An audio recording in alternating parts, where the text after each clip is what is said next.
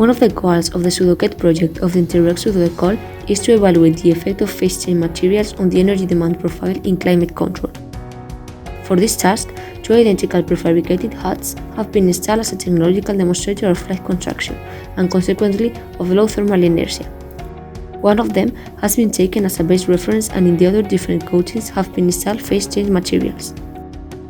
These demo sites are located in two prefabricated modular buildings on 6 concrete blocks placed in Buicillo, Valladolid, at the CARTIF Technology Center facilities, one of the project partners.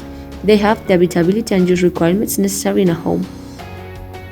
They are made of 3 mm thick galvanized steel profiles that provide the unit with great resistance and stability against vibrations. With respect to the facade and partitions, it is made of 18 mm sandwich panel, and the roof has a 16 mm thickness with an insulating core of injected polyurethane foam.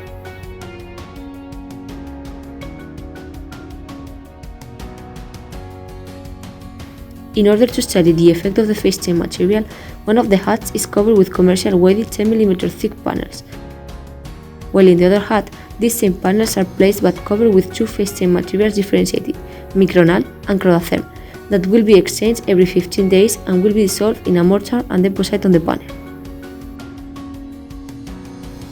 They are also equipped with a high level of sensorization in order to be able to characterize the thermal behavior, monitoring the interior and exterior conditions in both demonstrators throughout the year. Specifically, there are surface temperature proofs measurement of interior conditions and thermal flux on north and south walls. Finally, watt meters have been installed to measure the electrical consumption.